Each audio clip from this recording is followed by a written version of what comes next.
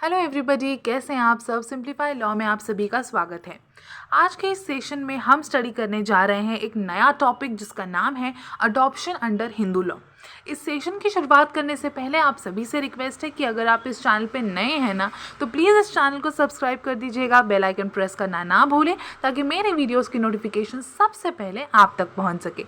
चलिए शुरू करते हैं हमारा आज का ये सेशन जिसका नाम है अडॉप्शन अंडर हिंदू लॉ। देखिए, The Hindu Adoptions and the Maintenance Act was enacted in 1956 as a part of the Hindu Code Bill to codify and standardize the current Hindu legal tradition. This act deals specifically with the legal process of adopting children by a Hindu adult. The Hindu Adoption and Maintenance Act ये सब पहला enactment है जो parliament ने पास किया है specifically for the subject of adoption of the children. ठीक है, यहाँ पे ये ख्याल रखा गया है इस एक्ट के अंदर, या इस एक्ट का ये ऑब्जेक्ट है कि विथ फुल ट्रांसपेरेंसी के साथ प्रॉपर लीगल मैनर में जो है बच्चों का अडॉप्शन हो सके। देखिए, अडॉप्शन क्या है या उसकी प्रक्रिया वो आगे डिस्कस करेंगे, लेकिन इसकी जो टर्म है इससे हम सभी फेमिलियर हैं, हमें पता है कि अडॉप्शन किसे कहा जाता है। ठीक है, लेकिन फिर भी एक प्रॉपर लीगल डेफिनेशन देख लेते हैं इसकी।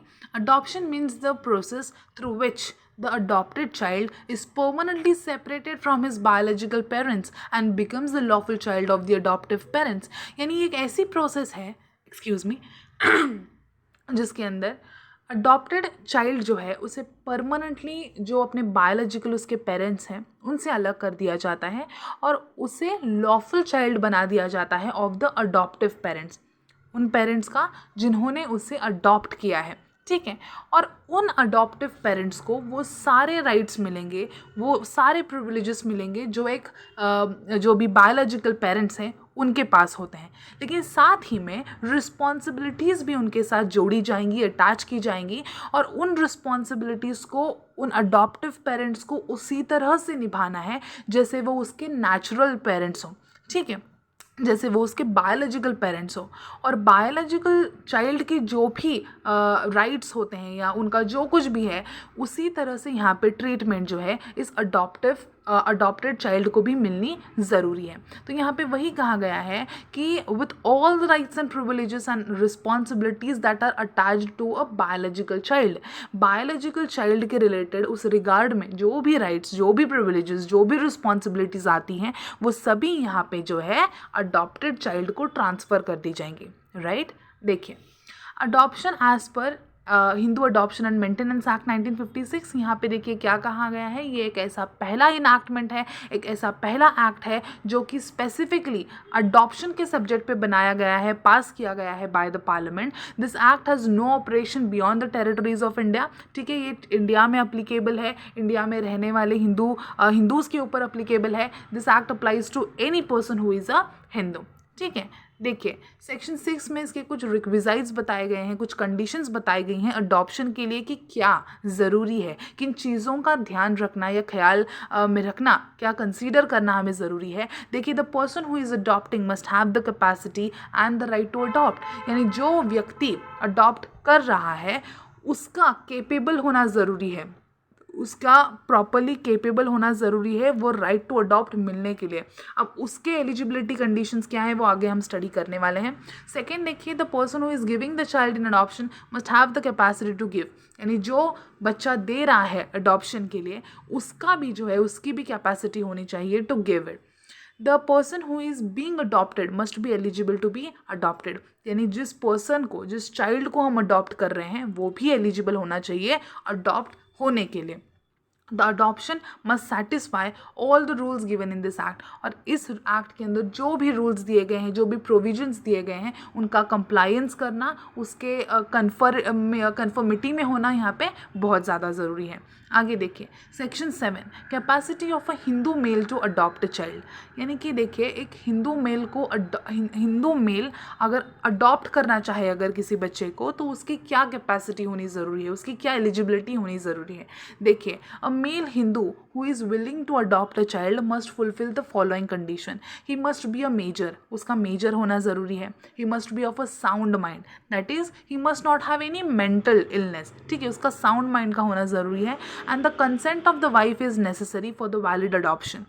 यानी अगर उसकी बीवी है तो उसकी कंसेंट यहाँ पे लेना बहुत ज़्यादा ज़रूरी है.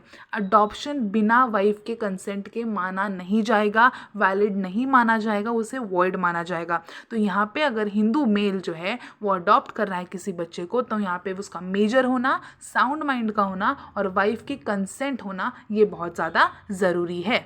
आगे देखिए, a Hindu male who wants to adopt a daughter under must be at least 21 years of age older than the girl to be adopted. यानी यहाँ पे कहा गया है कि जो भी हिंदू मेल अगर लड़की यानी एक डॉटर को अडॉप्ट करना चाहे तो उन दोनों के बीच में 21 ईयर्स का डिफरेंस होना ज़रूरी है. यानी ये जो हिंदू मेल है उस बच्ची से 21 साल से तो ओल्डर होना ज़रूरी है.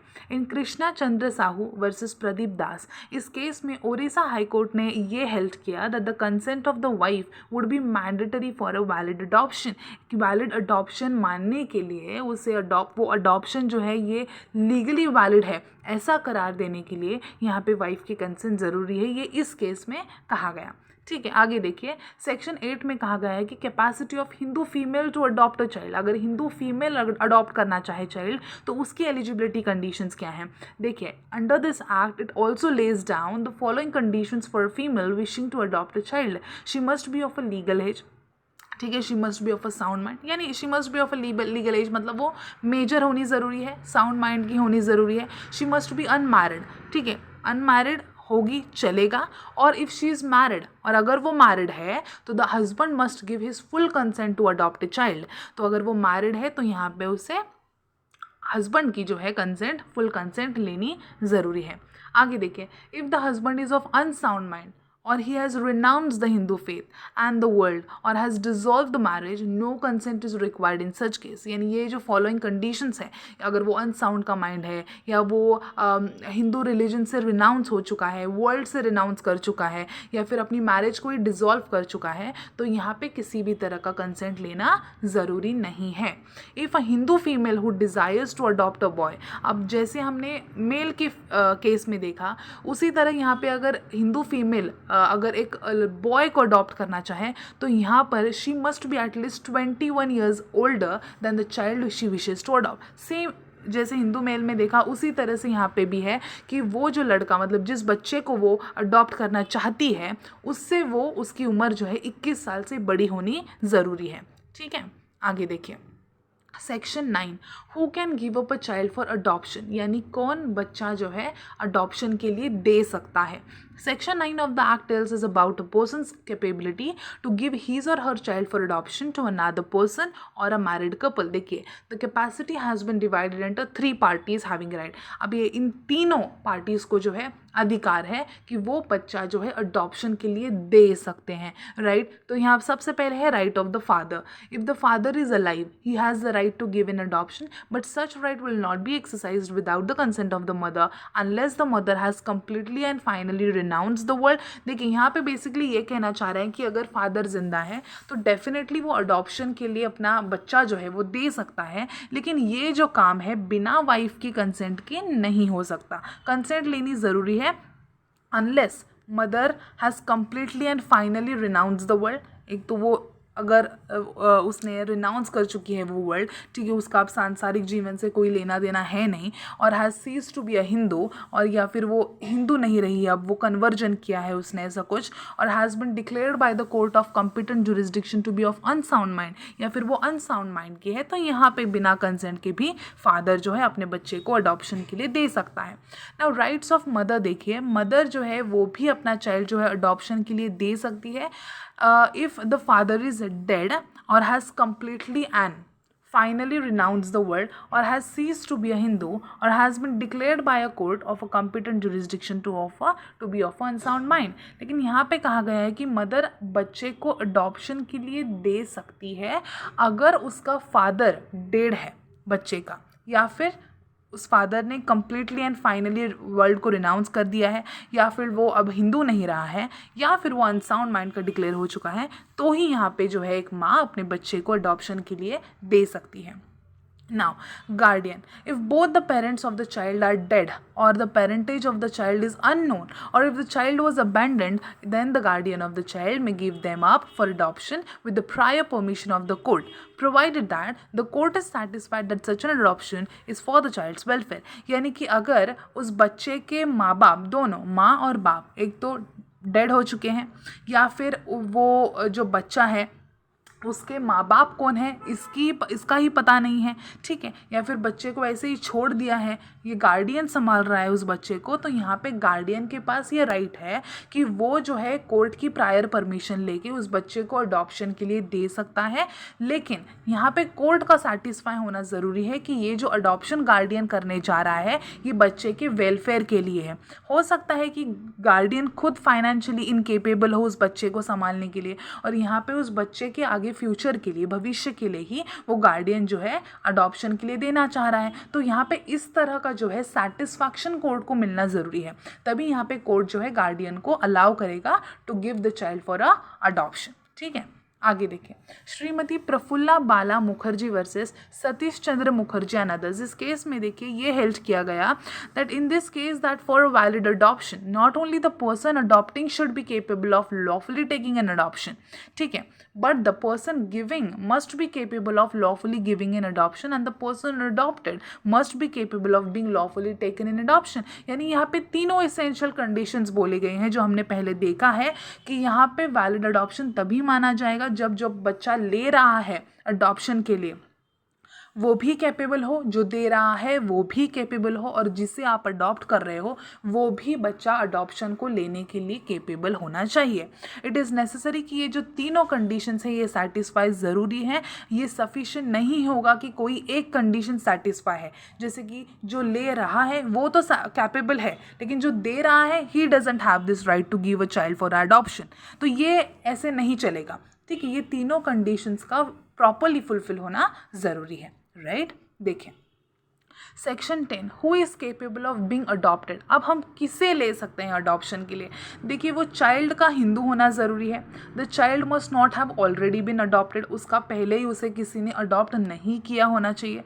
वो अनमैरिड होना ज़रूरी है, लेकिन यहाँ पे सब्जेक्ट टू कस्टम ये कंडीशन है that however if a custom to the country exist such an adoption may take place. यानी पहले तो ये कहा है कि अनमैरिड उस बच्चे का होना ज़रूरी है, लेकिन अगर कस्टमरी प्रैक्टिसेस के अकॉर्डिंग या कस्टम्स के अकॉर्डिंग अगर वो मैरिड को भी लिया जा सकता है as per the societies customary rules, तो यहाँ पे वो चल जाएगा. The child must be less than 15 years of age. उस बच्चे का 15 साल से नीचे का होना बहुत ज़्यादा ज़रूरी है, लेकिन यहाँ पे भी कस्टम को सब्जेक्ट किया गया है कि if custom to the country exist such an adoption may take place. यानी कस्टमरी प्रैक्टिसेस के अकॉर्डिंग, या अगर ऐसा सोसाइटी में कस्टम है कि 15 साल से ऊपर भी हो तो भी अडॉप्ट कर सकते हैं, तो यहाँ पे जो है कोर्ट अलाउ कर सकता है. सेक्शन 17 में देखिए prevention of payments in adoption. देखिए ये रेस्ट्रिक्ट करता है the payment of any amount for the adoption of child. कई बार क्या होता है अडॉप्शन के नाम पर जो है कई इलीगल और अनएथिकल जो भी हैं चीज़ें चल रही होती है, यानी कि पैसों के लिए, या फिर समझ रहे हो आप किसी भी इलीगल एक्टिविटी को करने के लिए, कराने के लिए उस बच्चे का अडॉप्शन हो सकता है. तो यहाँ पे क्लियरली इस एक्ट में ये प्रोविज़न डाल ही दी गई है स्पेसिफिकली, ताकि हम ऐसे चीज़ों को प्रिवेंट कर सकें, ये जो भी अनएथिकल या ये जो भी इलीगल चीज़ें हैं इन्हें रोकने के लिए. तो यहाँ पे किसी भी तरह का पेमेंट लेने या देने से प्रिवेंट किया गया है, रेस्ट्रिक्ट किया गया है, क्योंकि in most of the cases of trafficking ये प्राइमरी स्टेज होती है कि भाई एक हाथ से पैसा देते हैं और दूसरे हाथ से बच्चा लेते हैं. तो यहाँ पे उस बच्चे को आगे जाकर किस काम में लगा दें कह नहीं सकते. So people after adopting the children in exchange for money, वो उन्हें चाइल्ड लेबर में लगा सकते हैं, प्रोस्टिट्यूशन में लगा सकते हैं, चोरियाँ करने में लगा सकते हैं, या किसी और भी क्राइम्स में उन्हें इन्वॉल्व कर सकते हैं. They also pay money in the grid of the property vested to the adopted child. कभी कभी ऐसा भी होता है कि जो बच्चा है उसके पास जो है बहुत सारी प्रॉपर्टी होती है, तो उस प्रॉपर्टी की लालच में भी कोई क्या कर सकता है, पैसे देकर उस बच्चे को गोद ले सकता है ताकि उस बच्चे की प्रॉपर्टी पे वो अपना हक जमा सके. To prevent this, it is made punishable to give or take to take the sum of money in exchange for the child. इसीलिए यहाँ पे जो है ये प्रोहिबिशन डाला गया है कि बच्चे के बदले में एक्सचेंज में आप कोई पैसे वगैरह नहीं दे सकते हो. इफ़ एनीवन डज सो, अगर ऐसा कोई करता है, पैसे देता है या पैसे लेता है, तो यहाँ पे पेनाल्टी डाल दी गई है, पनिशमेंट डाल दी गई है कि that the person will be punishable with imprisonment which may extend to 6 month का फाइन लग सकता है, या फिर फाइन या फिर बोथ. ठीक है, आगे देखिए. Adoption not to be cancelled. No parent can cancel the actual adoption और that the child has no right to refuse adoption and return to his or her biological parents. यानी कि यहाँ पे पेरेंट को बिल्कुल भी ये राइट नहीं दिया गया है कि वो अडॉप्शन लेकर, मतलब अडॉप्ट करके कैंसिल कर सके, और चाइल्ड के पास भी ये राइट नहीं है कि अडॉप्ट होने के बाद वो अपने बायोलॉजिकल पेरेंट्स के पास वापस जा सके. Adoption can not be cancelled if a person chooses to adopt and is properly executed. अगर उसने चूज़ किया इसे अडॉप्ट करना है और वो काम जो है, वो प्रोसेस जो है लीगली अच्छे से पूरी हो चुकी है, आफ्टर दैट अडॉप्शन कैंसिल नहीं हो सकता है. One can not go back after they have been adopted properly. अब देखिए इफेक्ट्स ऑफ वैलिड अडॉप्शन क्या है. An adopted child is deemed to be the natural born child of his or her adopted father or mother.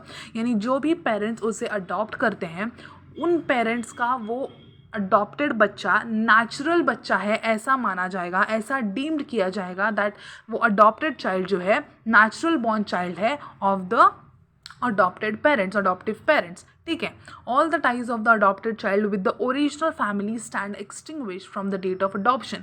जिस दिन उस बच्चे का adoption successfully complete हो जाए, उस दिन से उस अडॉप्टेड चाइल्ड के सारे संबंध, सारे रिश्ते जो भी हैं, जो भी टाइज हैं अपने बायोलॉजिकल पेरेंट्स के साथ, या फिर जिसने भी उसे अडॉप्शन के लिए दिया है, उससे जो है वो टूट जाएंगे. ठीक है, the child can not marry any person whom he or she could not have married prior to the adoption. यानी अगर एक फैमिली ने किसी बच्चे को अडॉप्ट किया है, तो यहाँ पे वो जो बच्चा है आगे जाकर ऐसे किसी भी इंसान के साथ शादी नहीं कर सकता जिस इंसान के साथ वो अगर वहाँ पे उस फैमिली में नेचुरली बॉर्न हुआ होता तो अडॉप्ट नहीं कर सकता है. For example, if a person is adopted in a particular family, तो वहाँ पे वो जो ए व्यक्ति है वो किसी भी ऐसे लड़का या लड़की किसी के साथ भी शादी नहीं कर सकता. अगर वो वहाँ पे नेचुरली बॉर्न हुआ होता ना, तो उसे वो करने का अधिकार नहीं होता ऐसे इंसान के साथ. ठीक है, हो सकता है प्रोहिबिटेड रिलेशनशिप्स हो या फिर ऐसा कुछ. ठीक है, जो उसके अडॉप्टेड है, लेकिन ऐसे मान के चलना पड़ेगा कि वो वहाँ पे नेचुरली बॉर्न है, तो भाई के साथ, बहन के साथ, तो ऐसे टाइप में. Okay, I hope you understand this. This is like sort of complicated one. The property vested in the child prior to the adoption shall continue to vest subject to the obligations. यानी जो property उस बच्चे को adoption के पहले मिली है या उसके पास है, उसके नाम पे है, वो प्रॉपर्टी अडॉप्ट होने के बाद भी वैसे ही आगे उसी के नाम पर रहेगी. ऐसा नहीं है कि अडॉप्ट हो चुका है इसलिए उसकी जो प्रॉपर्टी है वो टूट जाएगी या ख़त्म हो जाएगी, उससे अभी उसका कोई लेना देना नहीं रहेगा. नहीं, वो प्रॉपर्टी वैसे ही कंटिन्यू रहेगी, उसी में वेस्ट रहेगी. ठीक है.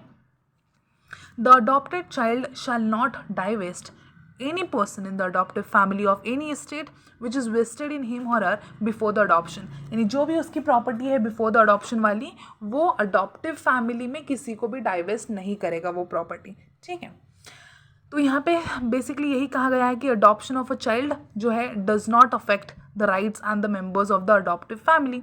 तो इस चाइल्ड का अडॉप्शन किसी भी तरह से जो अडॉप्टिव मेंबर्स के फैमिली की जो भी राइट्स हैं उस पर अफेक्ट नहीं करेगा.